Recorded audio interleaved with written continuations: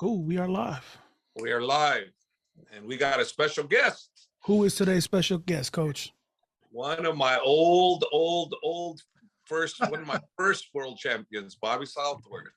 Bobby B. South. Glad Brian, to have you on, Bobby. Nice to meet you, Brian. Good to Likewise, see you. Mr. Bobby.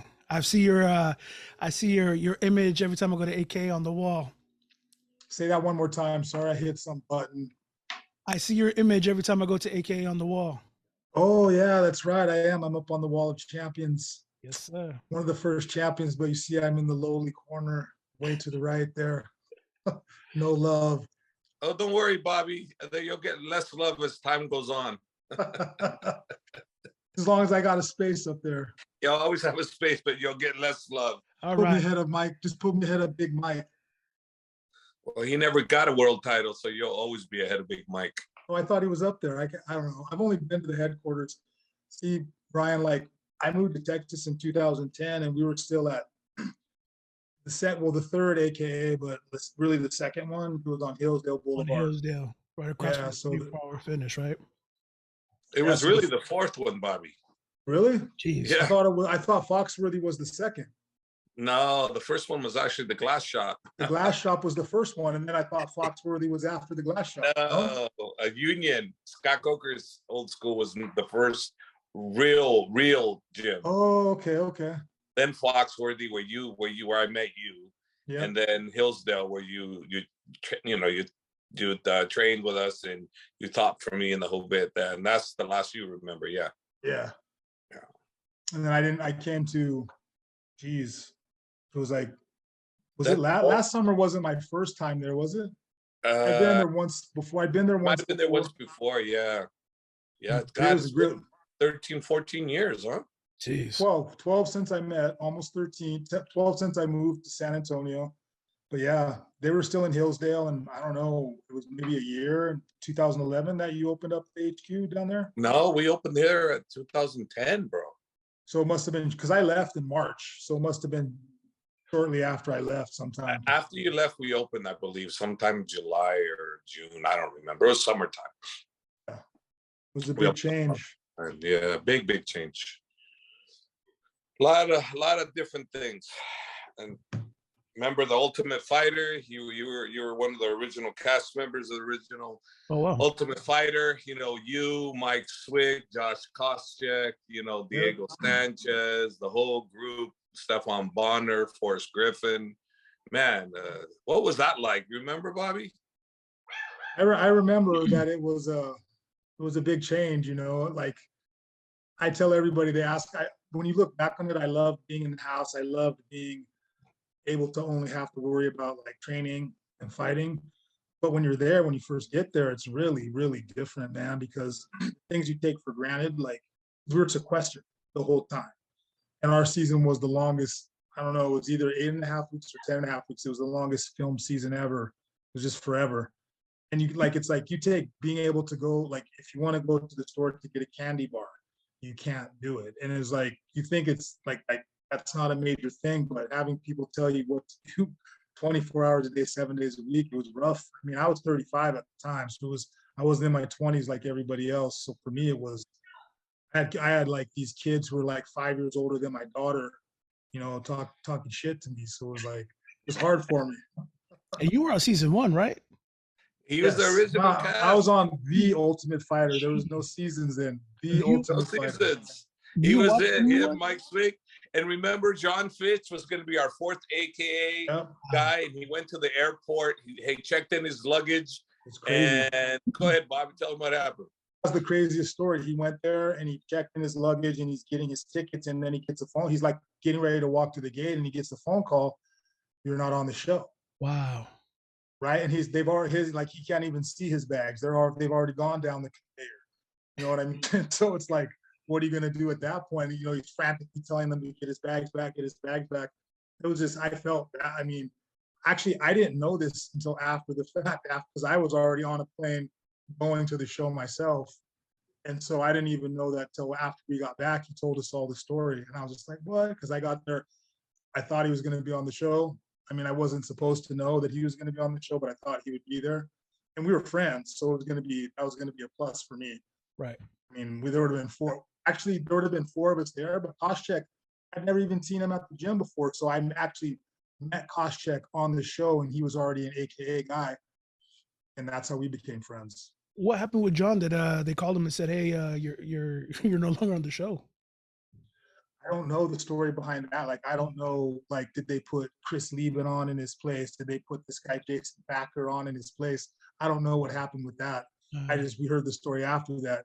You know, it worked out better for him, to tell you the truth. And I mean, in my opinion, because he still got into the UFC, you know, in my opinion, he's still one of the top welterweights to ever fight in the UFC, even though he didn't win a title. I mean, he fought and beat the who's who of his era in the welterweight division, except for one guy. GSP. You know what I mean? So it's like, and he's kind of, people overlook him, but he's one of the greatest welterweights, in my opinion, ever do it in the UFC. Maybe didn't have the most fan-friendly style, but I mean, it's like Fast and the Furious, right? Whether you win by an inch or a mile, winning's winning. He was winning. He was a winner, and he was one that persevered regardless of the shitty situations that he was in. I mean, I remember at one point when all you guys were gone, and he was left there to train with the one-legged MMA fighter, and he didn't bitch and complain about that. he still went to work. He just got, it's just more hob time. It was just more hob time for him, right? He didn't really get my time. That was not he wasn't my guy. He was Lynn. Oh, Lynn's that's right. Yeah.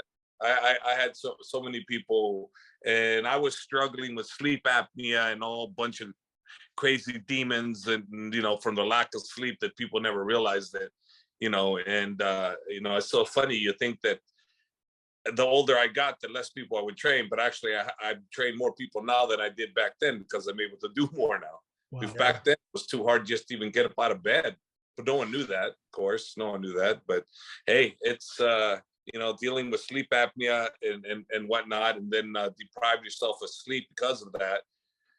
Wow, you know, I go three days without any sleep, just closing my eyes. And believe it or not, though, just closing your eyes, you do get rest. You do get rest.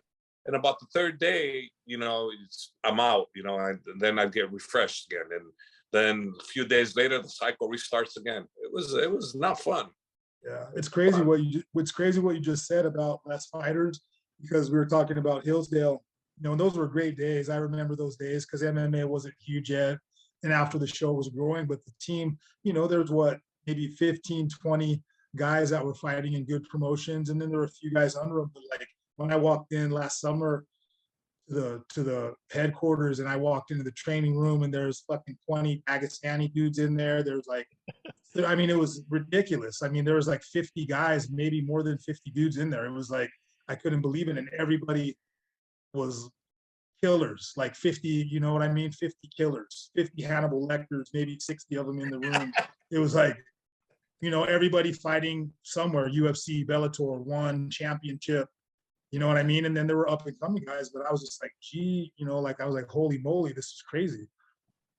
Yeah, different level. It was just the same thing when I went to Dagestan, and I saw what they're doing over there, and I'm like, wow, that's why I've been saying to everybody that you guys don't know what I know. That's why I said the best gym is really in Dagestan, and people don't know about it, but they will. And now the secret's out. Everybody's starting to understand what I was saying. So now you're fighting a Dagestani, you know, fighter. You're kind of like, oh, maybe I don't want to fight that guy. Yeah. For good reason. American fighters They're well rounded. going over there, right? There's a lot of American fighters going to Dagestan just to train. I think they're trying. They're trying. When I was there, I didn't see any. So I think now maybe they're trying to get down there, but now with the situation the way it is, I don't know if it's possible at all. You know. Yeah. I think it's still they're coming to train where they need to train, especially if they're fighting the States. See, they're very smart in the sense that if they have a fight in the US of A, they don't come from Dagestan and come all the way over here 7 days out. They'll come stay here, get acclimated, used to the you know, the climate and whatnot. So they go into the fight knowing what they're up against, and it's not the cardio, it's not the element. It's just the opponent that they have to deal with, and that's actually beautiful. How they've always done that. They band together and they make it work one way or another. Yeah, smart. I always like to show up if we were going to Japan, I always try to get there as early as I can. One, I don't like flying. You know what I mean? I mean, it's just, I grew accustomed to it, but I always was really scared to fly. And jet lag hits me pretty hard. So I always wanted to get there as early as possible. Yeah, and unfortunately, Japan, as you know, Bobby, they'll try to get you as late as possible to try to get the advantage. They wanted to spend the least amount of money and make you, especially if you're fighting a Japanese fighter, they'll make it as difficult for you as possible to have you have the worst day, and therefore your preparation would be horrible. And you know what they used to do when a friend of mine, they used to go train in judo over there.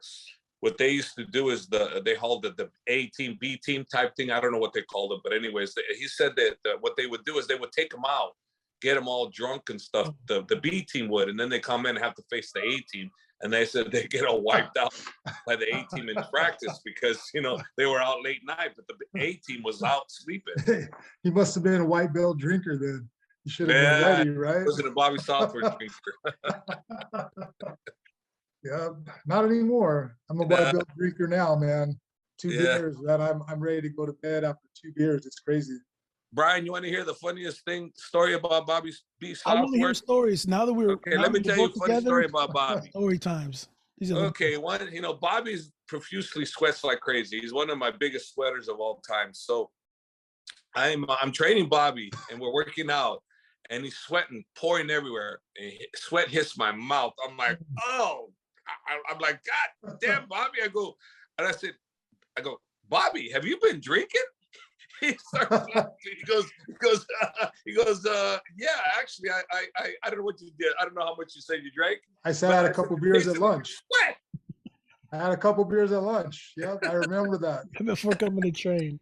I tasted it, and his sweat was so disgusting, man. I said, man, wear shirts or something. I'm not going to catch your damn sweat. And he's always sorry. You don't like Foster's? You gotta like Foster's, man. Man, I don't know what the hell you were drinking. That was my beer of choice. It was Foster's and Sapporo back then. The Sapporo. That's crazy. The big silver cans. So I'd have one at lunch. What about when you went to Japan? You got so nervous you threw up, and I had a video of you throwing up on the can. Yeah.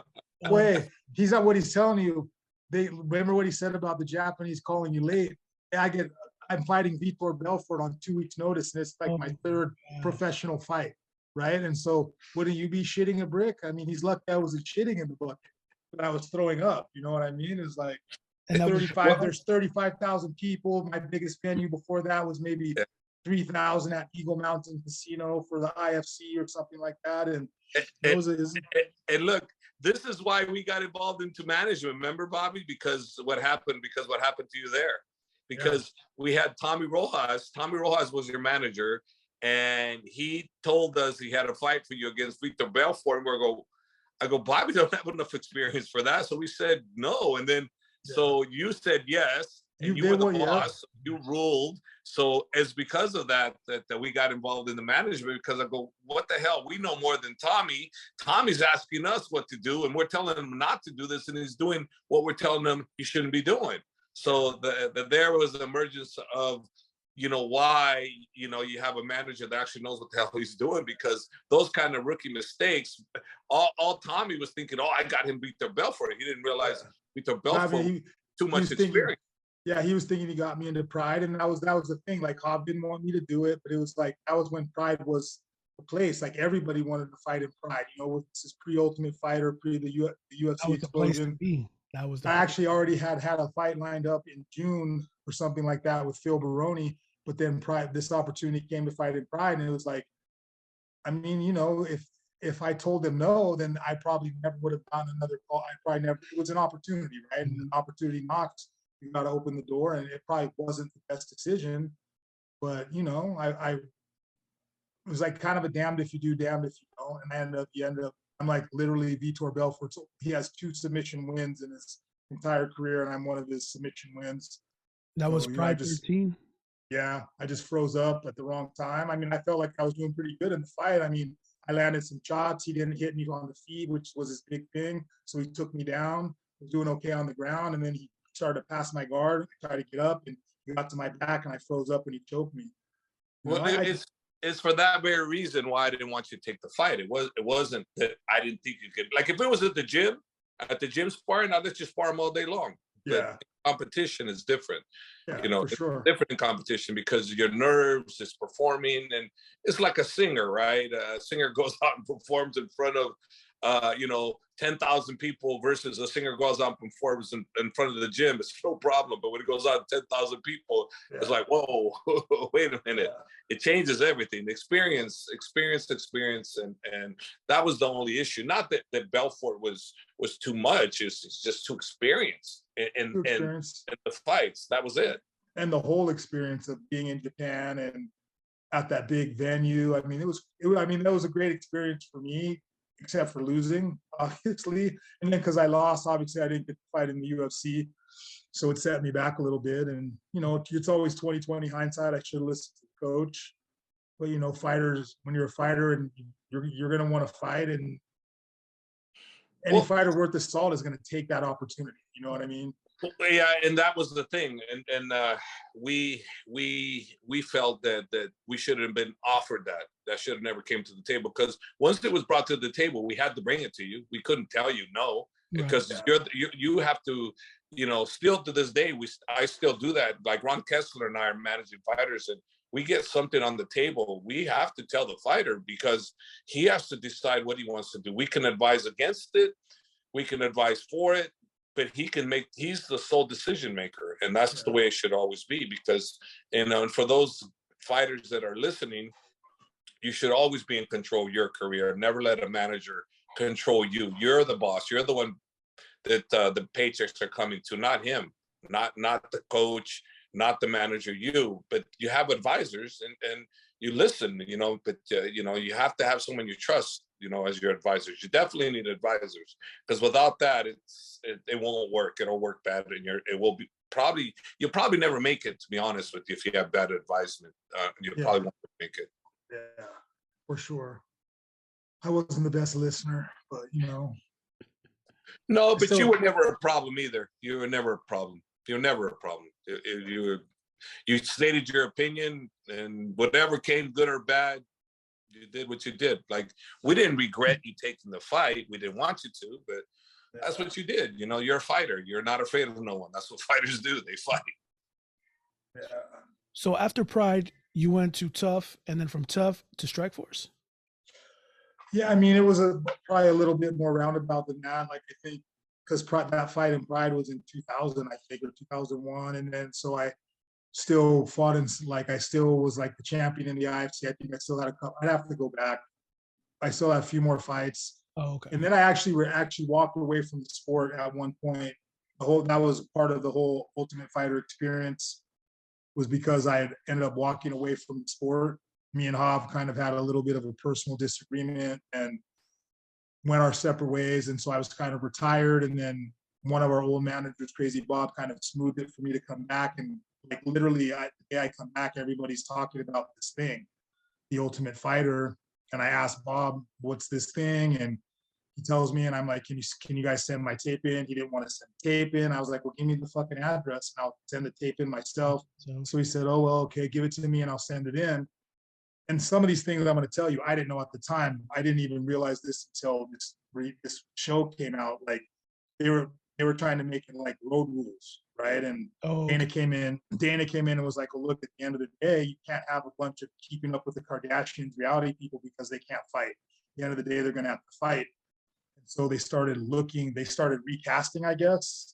And during the recasting, a lot of the guys were failing a lot of the things that they didn't want them to fail. I mean, I don't want to, not to say anything bad about anybody, like background checks, drug tests, steroid tests, things like that.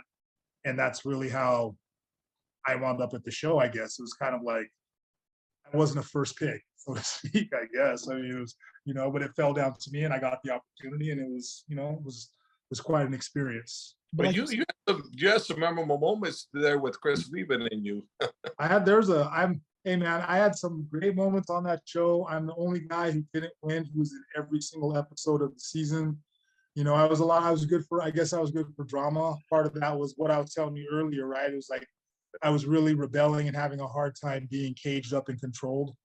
You know, and it wasn't, it was, to me, it was like prison, even though you're living in this nice house with a hot tub and pool, and you get to go to this state-of-the-art gym, and you're got coaches and all this stuff. But it's like, you know, it's like it was tough. It was hard for me to do it. How much weight did you lose for one of the fights? I remember they were dragging you in and out. It was 22 pounds, man. That cut, that was crazy. 22 pounds in 24 hours. Whoa. That was crazy.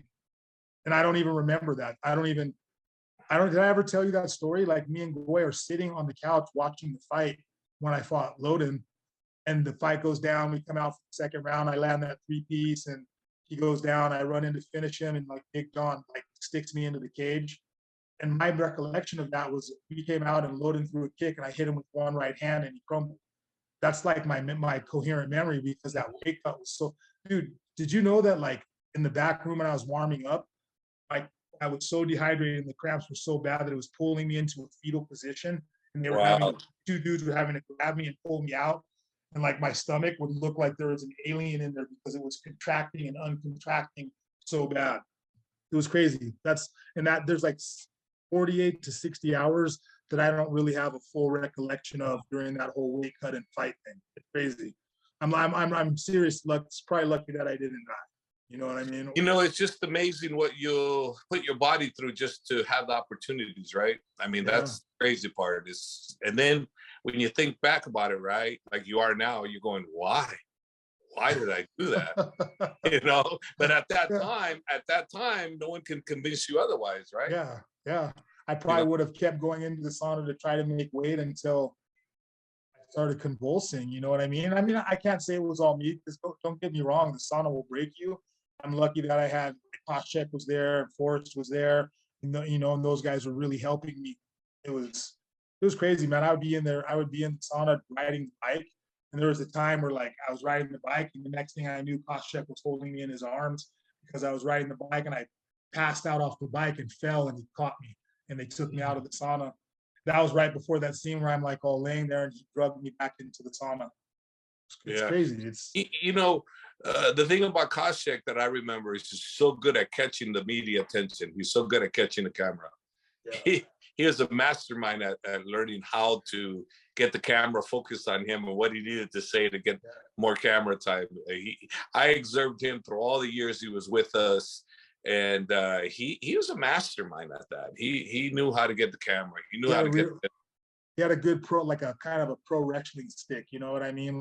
Where he was really good and would have some good one-liners. Yeah, he was good. He was really good. When he was on your side, he was like the best guy ever. When he was against you, he was the worst guy ever. Yeah. I experienced both of them, so I know, and I don't blame him. He did what he did. I was the head coach, and I didn't do what I was supposed to do. And like I had said previously, if I had ever seen him, I would say I apologize for not doing the right thing by you, and I did. And I'm sincere about that, because regardless, like, when you have kids, right, your kids act up, this and that, you know who they are, you know what they're all about. Well, you can't single your kids out and leave them out on the playing field. You got to give them the attention. If they need talking to, you got to bring in and have a talking to them. And I knew he was acting up. I knew he was doing things. And so I was reporting to the manager. I said, hey, he's doing this, he's doing that, and they said, okay, Hob, we'll take care of it. They never took care of it. They never did nothing. But that wasn't their responsibility, even though they told me, we'll handle Koscheck, don't worry about it. So I let it go. So it just led one thing after another. It got worse and worse. And I was gone then. I saw all that on the Fight Factory. I was living in Texas when all that was going down. So I remember seeing it. For people who don't know what the Fight Factory is, Coach, what is the Fight Factory?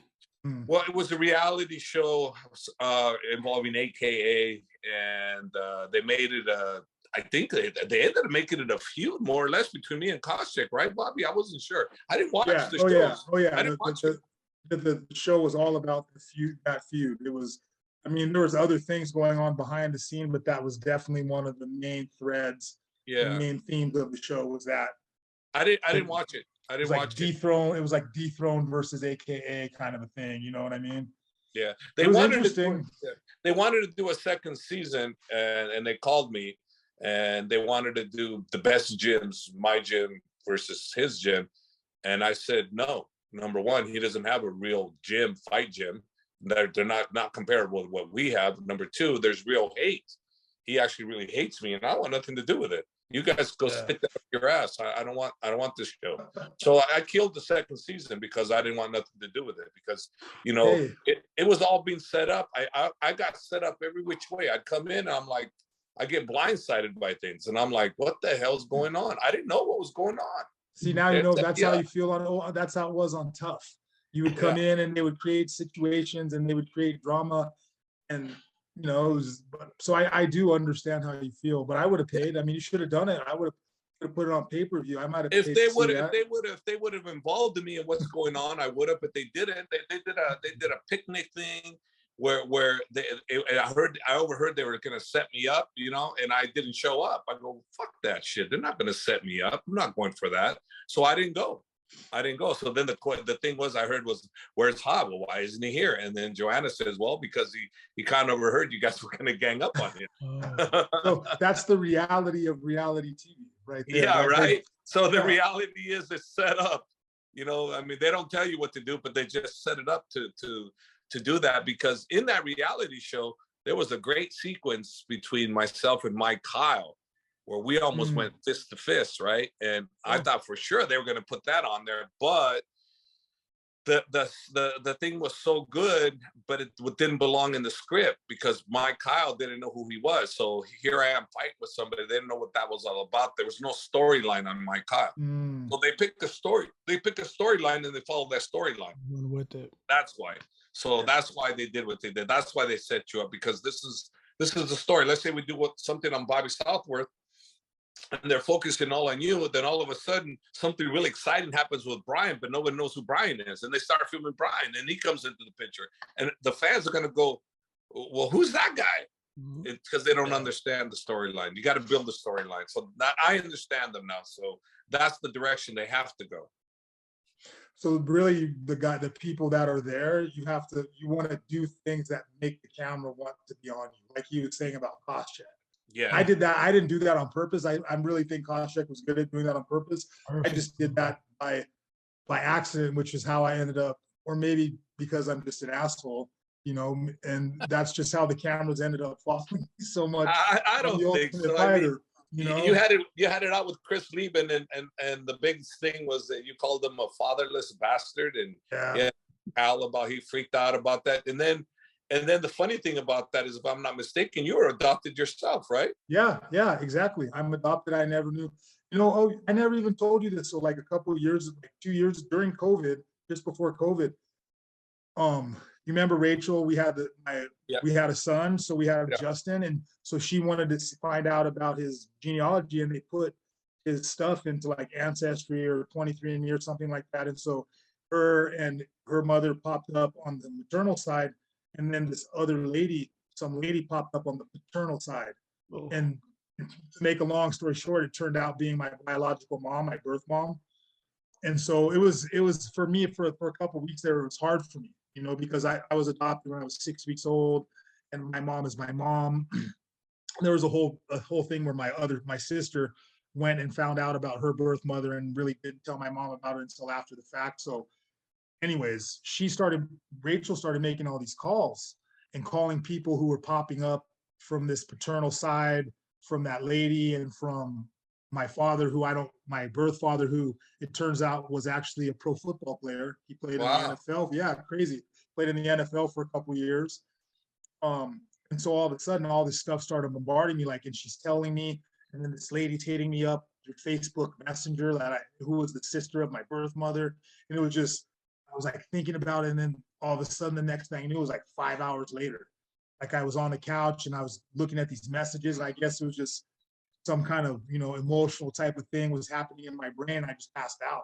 It was like 4 or 5 hours later that I woke up. It was like, I guess I have more going on in my head about that whole situation than I ever even really knew about. But yeah, you're right. Like so that was the thing. Like, I mean, granted, when I said that to Chris, you know, we had been in the house, they had us cooped up for like 4.5 weeks, and they took us to dinner and to the Kid Rock concert, VIP with open bar. And so we were literally drinking for 8 hours straight.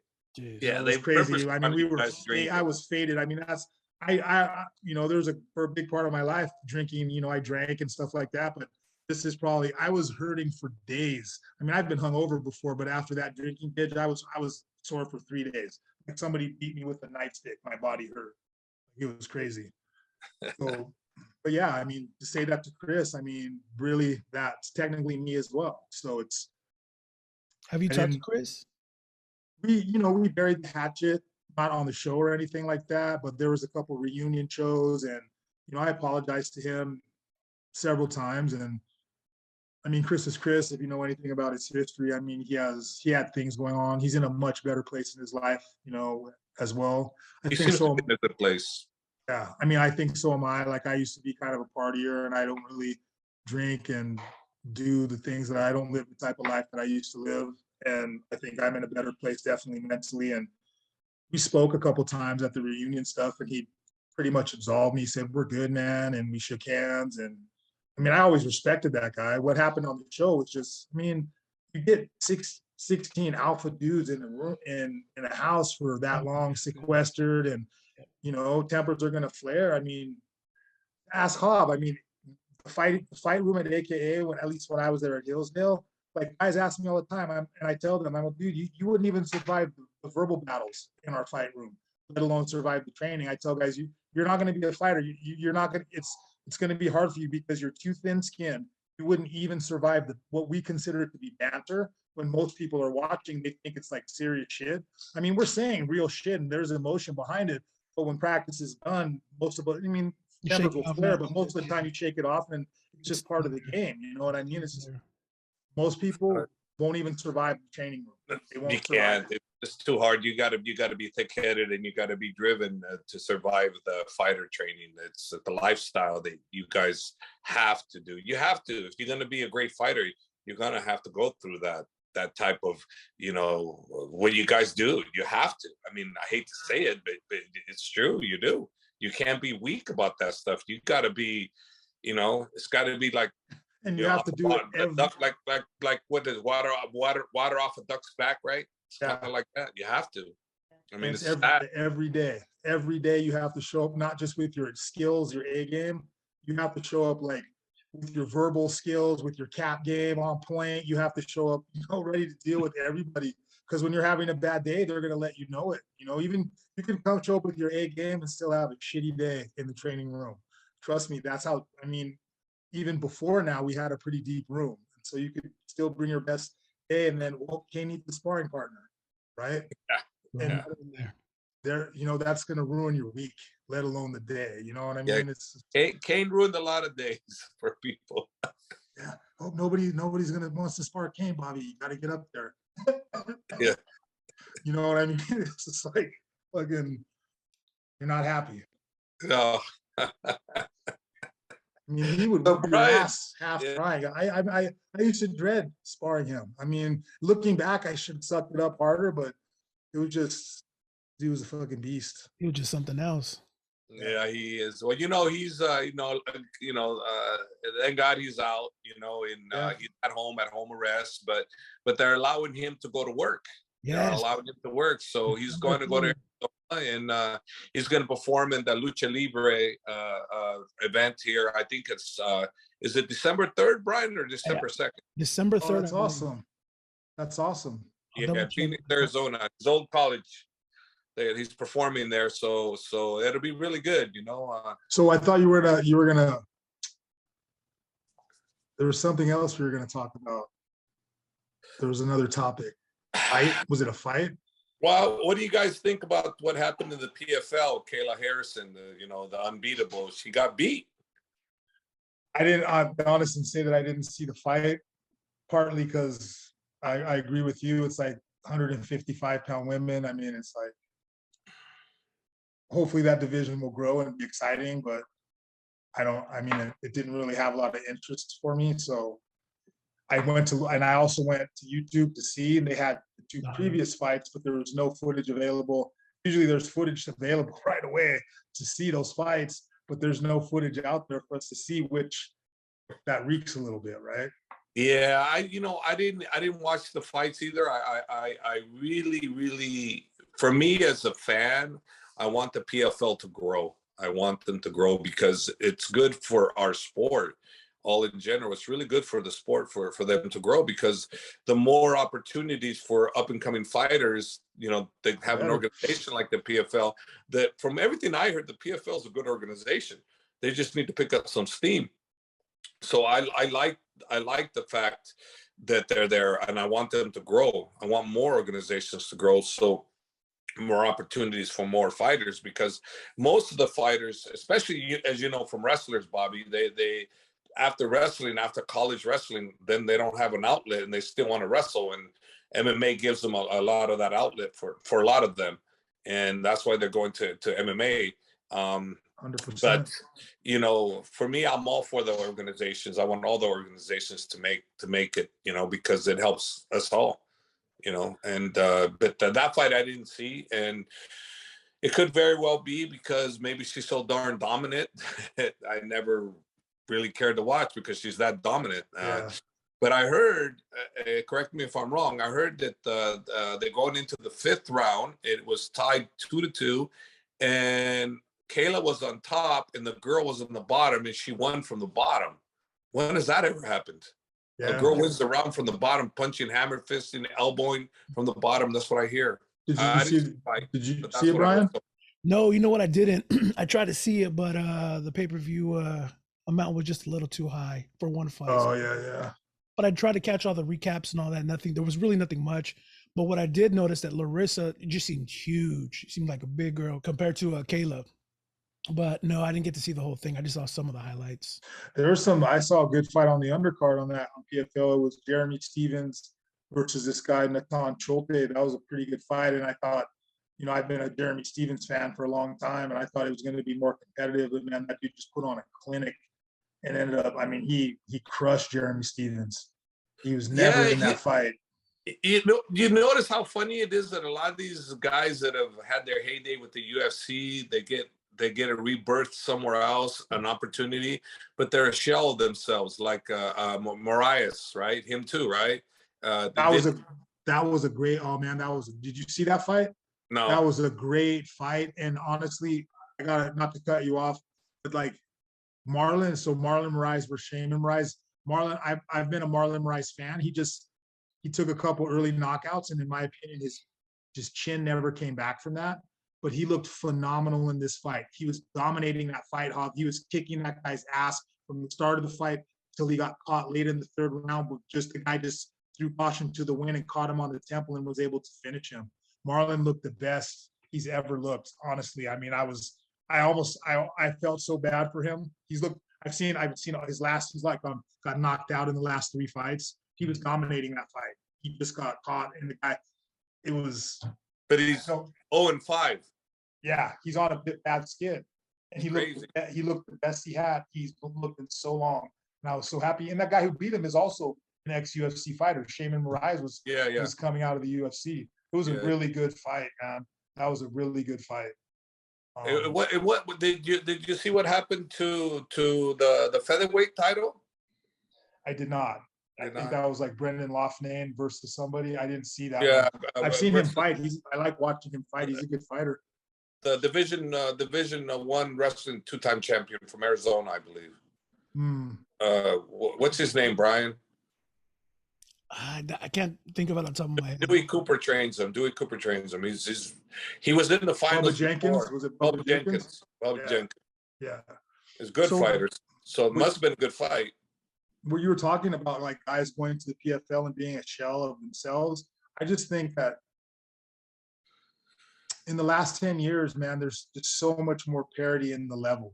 You know what I mean? It's like everybody says the best fighters fight in the UFC, right? But then what happened when all the Strikeforce guys came over and just started wrecking shop? All of the name fighters that came over got belts. And I think you're just seeing we're seeing an expansion of that, where some of the fighters in the PFL, the better fighters in the PFL, are on a level that is on par with people who are in the UFC. And that's, like you said, it's just good for the sport in general. Hey, I'm in agreement with you. All the organizations have top level guys that can beat anybody, you know, PFL, Bellator, ONE FC, Yeah. Rizin, you know, they're all you can't say that the UFC dominates all those divisions because they don't. Not at You know, all. the UFC's got the biggest roster. What do they got? 600 fighters under them, Brian? 700? Last time I think it was like 12 and change. It was like 700 male Jesus. and 400 female or something, like somewhere around there. We checked last time. So they got the biggest roster, they're the biggest name, and they obviously have the more talent, more stars because they have more people, but they don't have all of them. They do not have all of them. No. You know, so hey, you know, there's good organizations that are coming up, and you know, I want to support the PFL, I want to support Bellator, I want to support ONE, I want all those organizations. What do you think about that? I first I heard of it was like last week where they're having the Bellator versus Rizin thing. What do you think about? Because Rizin, I haven't seen too much of the Rizin fights. I see some of the Bellator fights. What do you are there going to be some good matchups there? Yeah, there are going to be some good matchups. They, you know, what's happening is Rizin has been just strictly staying in Japan. I've been hearing they're doing well, but it's mostly favoring the Japan crowd. And of course, they have a relationship with Scott Coker, you know, so they're doing their little show against each other, and you know they're going to see who's who what. They got AJ McKee, Patricky Pitbull. They got who else? I have one of my guys from my team, Team Habib. Gaji's fighting. Oh, okay. Yeah, so there's like 5 against 5, and I don't remember all the guys, but do you know who all the fighters are, Brian? You have McKee versus Sousa. You have Pitbull versus Koki. I think the guy's name is Archuleta versus Kim, and Haraguchi versus Oyoji Kubo. Okay. One that hasn't been announced. Okay, and that's Gaji. That's probably Gaji's. Yep. That's Gaji. Okay. Yeah. Nice. Yeah. Is that going to be on Showtime, or is it going to be on? I think it's I'm maybe it's the New Year's. It's the New Year's Rizin show. Oh, they're doing it like Pride's New Year's thing. Yeah. Pride used to do. Awesome. Yeah, that's pretty cool. Yeah, it'd be. I'm really interested to see that one. It'd be pretty interesting. It'd be pretty cool to watch. Yeah. It's a good show. You know, well, you know, Bobby, like you said, you know, you fought Vitor Belfort in front of 35,000 people. So you know how well Japan can throw shows. You know how good their shows are. You know how professional they are. You know, they're very good. Oh, and I remember what Scott used to do with Strikeforce kickboxing with the flames and drum shows and the tricking Taekwondo people. I mean, he threw some pretty good shows himself. Yeah, so yeah. What, Bobby? Curiosity. What do you think about Jon Bones Jones coming up to heavyweight? Do you think he's going to do fantastic, or you think he's going to? What do you think? It's hard to say. I mean, obviously, he's one of the more talented guys to ever fight, right? At heavyweight, he's got the frame. I mean, it's gonna be a tell. How did he bulk up the right way? Is he gonna have the cardio that he had? When he's bulked up, is he gonna keep his light heavyweight speed? I mean, there's so many factors. I don't think he has the punching power because he didn't really have a lot of his finishes. He never had one punch at light heavyweight, right? He was more of a volume striker and get you down, ground and pound you out and wear you down. I mean, he's not going to stand in the pocket and bag with Ngannou or Derek Lewis or any of those guys. So, I mean, if he's tactical in his approach and has the right game plans, I think he can have some success at heavyweight for sure, but only time is going to tell. And he's been off. I mean, when was his last fight? Almost over 2 years. 2020, right? Yeah, 2 years. 2 years. So, yeah. You know, we'll see. We'll see. I mean, aside from whatever everybody talks about the stuff he does outside of the cage, you can't deny the guy, his talent, his skill, and his fight IQ, right? He's one of the greatest of all time, if not, you know, in some people's eyes, he's the greatest. You know, not mine, but he's definitely up there in my eyes, you know. For sure. And we all have our pick, and I'm biased, obviously, but we all have our picks, you know, and he's definitely one of them. But my feeling on him, since we fought him 2 times with DC, I see what he does to win. He'll do anything to win. He'll do anything. He'll prepare properly. He won't take. He doesn't take any chances. Like, for instance, remember when he was supposed to fight? I forgot who it was, and then I think it was was it Belfort or was it whoever it was? Remember we were supposed to fight. Then Chael Sonnen came in and he said no, he won't fight Chael Sonnen. So they had to prepare for Chael Sonnen. They moved the show to Los Angeles because John wouldn't fight on a short notice, and then they had to prepare it. The show between him and Chael Sonnen. So he fought Sonnen. So even though he was well prepared from Vegas, right? They moved to Vegas to LA or something like that. Yeah. I think there was something else. There was something else with where he with the USADA, I think, with the testing, and they moved it to LA because of that. Yeah, well, he wouldn't fight. He wouldn't fight for whatever reason. And I told myself, well, this guy, he does everything right. So when I watched his training with the weights and how he did the weights and et cetera, how he's bulking up properly, I said, this guy's going to do it correctly. He's going to come in. And the cheat code I have in my mind, because I know how great of an athlete he is I have one of my fighters that used to train with him over there. And I used to ask him, how does he do with the heavyweights? And he said he kills them all. Jeez. So here's a guy already killing all the heavyweights back then at light heavyweight, because he wasn't really light heavyweight. He's probably 220, 225, 230, right? But he was killing them all. He was killing them all, according to him. So if he's at 250, you can imagine how much more damage he's doing. And who's got the wrestling pedigree he does in the heavyweight division besides one person? One person. You know, no one else has it. Ngannou doesn't have wrestling pedigree. Gon sure as hell doesn't.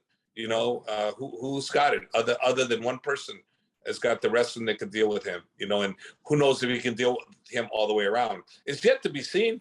Very interesting. I'm interested to see. Me too. How he's going to do. I'm definitely going to be watching that fight when he comes out. Definitely going to be watching. And if he does well at heavyweight and even wins the title, I think that's going to go more towards cementing his legacy, right? As you know, if he takes 2 weight division titles, I mean, it's going to be hard. It's going to be as much as I would like to debate that. It's going to be undeniable. Yeah. So yeah, I'm excited to see him fight. I got a question for both of you. Now that we're kind of on the same subject, and I know, Coach, we kind of talked about it earlier. So, what are your thoughts now with the Jiri Glover fight? Since you know, we're switching opponents now. Well, okay, this is my feeling on stuff like that. Okay, promotion is all about the promotion. They're not about the fighters. And when you're fighting for a title, which you're getting ready to do, and the champion's out, as a challenger, you're being offered the next title fight. You don't go, well, I don't want to fight that guy. This give me more time to train for him. The promotion has to go on. Well, okay, you got your opportunity. Move on to the next guy. They're not going to give that person an opportunity to train proper for this guy. He's not ready for that guy. That's just the way it works. The promotion, the machine has to keep going. From a promotional point of view, they're doing what's right for them. But Glover, from the point of, I want to prepare, I want to come in, I want to give it my best. I didn't prepare for that. He's right too. So Agreed. They're both correct, but how do you mitigate it? It's tough. Yeah, but you don't. You just move on. You got to learn to accept and wait your shot. You know, because now he's not the A side. The A side is the UFC, and the UFC is doing what's right for them. I don't see how them waiting for him is going to benefit them. It's not. I mean, he made the right decision, and the UFC made the right decision. And I think the only fair thing, especially since Yuri's going to be out for a while, is whoever wins this fight is Glover should get the next title shot at the convenient, right? It's like Yuri. You would think so. You would think so. I would hope for his sake, because he's not getting any younger. And I'm a huge Glover fan, man. Me too. I mean, he puts it down for the old school guys. You know, he's doing it. He's been doing it for so long, and he's a great fighter and a great guy. I feel for him. You know, it sucks for him because of all those things I just said, and especially because of his age, right? 43. But hopefully the UFC doesn't hold a grudge, right? Because, like you said, he did the right thing for himself and his career. So hopefully he's still, I mean, to me, he's still the #1 contender, right? Yeah. And not to disagree with you, Hav, but it's because Glover's not just a challenger. He was the champion, barely removed from the throne. And so I kind of lean towards him. You know, I don't think that, like you said, the promotion should hold up the show or hold up the belt for him. But I think that his decision, he should still be the #1 contender, whoever wins this next fight. And I'm going to agree with you on this, but understand this, okay? he didn't have the kind of power that Jon Jones did to be able to cancel a show. If he did, then he could have changed it. Like I'll give you what I'm talking about. And that's what people need to understand is he who controls the eyeballs controls a lot of this. How come Nate Diaz can fight in the UFC event and ask for a 5-rounder and not even a title fight, not even a main event? How can that happen? How? Because he's no one popular. else will get that. Why did he get it? Right? Yeah.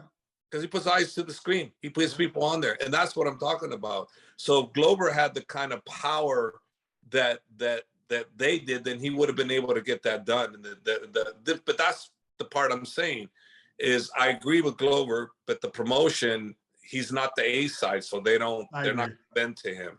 I see your point. Yeah, I totally understand that. If he had 1 or 2 more defenses under his belt, maybe he could have had that, but he had just won the belt, and so I agree with you. It's a good point.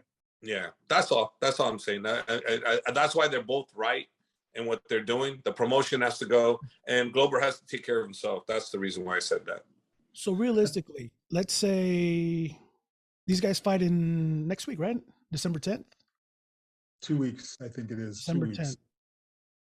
Realistically, after December 10th, the winner should be ready to go. What, mid 2023? Somewhere around there, yeah. Can he even push it out a year, depending on the injuries or what's going on in their life or whatever the case may be? Glover's 43. He'll be 44 next year. If something happens, I mean, the guy's fighting at 45, 44, 45. Yeah. Could this be it for him as well? For me, I would love for Glover to get another shot. I think he's a professional through and through. He's super, super likable. I don't know him personally, but I've been around him and I see how his persona, it's real. He's just a real good guy, man. And I would love for him to have an opportunity at the title. And let's see what happens if that's what it's in the cards for him. But, you know, one thing that a lot of fighters need to understand, and Bobby, you know this, we're not a legit sport. And I say it all the time. I'd like to think we're a legit sport, because if we were, then none of this stuff would happen. Right. Because it's not a legit sport. Because look, in the Super Bowl, it's number 1 versus the other number 1 to see who's going to be the Super Bowl champ. It isn't like, take them out because we don't have a contract with them. Bring up number 3 and put them up. Let's go for the Super Bowl. No, it's just the way it goes. Still sports entertainment. Yeah, this is sports entertainment. It's a sports entertainment first, and it's a sports second. But more sports entertainment, because they're changing things around. In a true sport, you can't do that. Yeah. You know, there's sanctioning bodies, there's committees and all those kinds of things. But on that fight, I'm a huge Ankalaev fan. I mean, the guy has been climbing the ranks. I feel like maybe he could have got a title shot sooner, but I'm hoping that Jan somehow finds a way to beat him, which I don't think is possible, because Ankalaev, he's very tactical and he doesn't make very many mistakes. Any. It's a tough fight. It's a tough fight for Glover. And so I'm calling for Blachowicz to win, because I think Glover beats Jan in the rematch, retains the title, and then leaves his gloves in the ring and retires as champion. That's my hope. You know what I mean? I think that would be a great story. Well, but for me, we'll see. For me, Ankalaev, he's my guy. Yeah. So he's in our group. So I'm a huge fan, and he's gonna beat Blachowicz. That's how I'm seeing it. I'm just saying, for Glover's sake, I hope that Blachowicz wins, not because I don't like Ankalaev. Blachowicz is a better fight for Glover. For Glover, yes, he's a much better fight for Glover. You know, and I don't think Ankalaev's not a good fight for anybody. You know what I mean? He's just not. He's good. He's good everywhere. Yeah, everywhere. No, when Habib and us, when we're training in Vegas, he's right there in the same camp with us. He's not training with us, but they all know each other. They're from Dagestan, so they're right neighboring gyms to each other. So they're very friendly with each other. And I've been watching them quite a few times. His coach is a really good guy, and he's a good guy. And of course, you know, I have compassion for the people I know, and I know them. So obviously I'm pushing for them because I know them. And you know what, real quick, hats off to Jiri for not holding up the 205. Yeah, I was To him. I was in shock, and I was a little bit pissed because I saw just the headline that he relinquishes his title and pulls out of the fight. And he's a strange nut, right? Jiri Prohaska. Yes. So I thought that, when I saw the title before I read the article and saw he was injured, I'm like, oh, the nut finally cracked. The pressure of all this, you can't go in your room for 3 days and meditate by yourself and all the stuff that he does to Food, prepare, no which is, water. Yep. he's a little, I'm not saying he's crazy or anything, but he's different. Right. And I thought that maybe it all finally got to him. And so he was just like, oh, fuck, it's too much pressure. Fuck the title. I'm done. I'm quitting. And then I saw he was injured, and I was like, oh, great. That's good. Because he's a good fighter. He's a talented fighter. But he's like, I mean, he's Diego Sanchez on a whole level. You know what I mean? It's like, it's fun to watch. That's all I know. Yeah. It's fun to watch. He's definitely. Mad respects for what he did. Mad respects, because most fighters wouldn't do that. Yeah, I agree. They let the promotion take your title from you. They don't give it up willingly. He did it willingly. So that's big. That's a big ups for him, right? That's really big. So hey, he knows that once he's healed, he's going to get his opportunity again. Yeah, he's young too. I think he saw his time. It's crazy how big these light heavyweights are now. I mean, people were telling me I was a big light heavyweight, and I'm looking at these guys 6'4", 6'7". Yeah, exactly. I'm just like, I'm like a midget, I'm a little person in the light heavyweight division. These guys are huge. I mean, I don't even see some of these guys, how they're making at 6'4", and with the builds they have and the bone structure they have. I don't even see how they make 205. I don't know. They're big, boggles man. My mind. What do you guys think about Aljo versus Cejudo? Apparently, Ali said it was a done deal. Algerman, I think it's a very good fight. I like Cejudo, the new Cejudo, the persona that he's portraying now, like a real fighter. So I'm a big Henry Cejudo fan. So I'm pushing for him, but I'm also Algerman fan also, because he's impressed me how he's become the champ, how he's held the championship. So I don't know Algerman, so I'm gonna go for Henry, and I know Henry really well. Not really well, sorry. I know him well. I know him, so I'm pulling for Henry. But I don't think it's gonna be an easy fight by any means. No. I don't think Aljo's an easy fight for anybody, but I think it favors Cejudo because he can match the speed for sure. Aljo's not. I really don't, and he doesn't. And I don't think Aljo has. I mean, it's tough to say because they're both great wrestlers. Henry definitely has the better pedigree, and he was an Olympian. That's a whole nother. I mean, remember when DC came? I mean, Cain was one thing, and with his relentless pressure, but there's something about the Olympians. They're Olympic. I mean, I don't know what it is. You know what I'm saying? It's just there's another level there. Little tiny moves is what it is. I saw when I used to have Cain and DC wrestle on Saturdays. Just them two only. And I'd watch him go, and DC would get in on Cain just a slight couple inches or an inch, and before you know it, Cain's flying in the air. Every single time, flying. And I used to call Cain Air Cain because DC would make him fly all the time. That's awesome.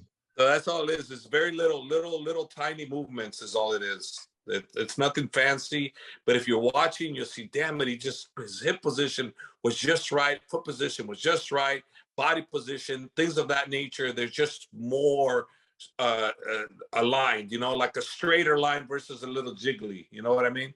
The straighter line is what do you think that comes from? Since like they're like DC and Cain, both D1 All-Americans, do you think that comes from getting the Olympic coaching and the Olympic? Yes. You know what I mean? Like, and the pedigree of the other Olympians. Got you. Facing that level of competition. Yes.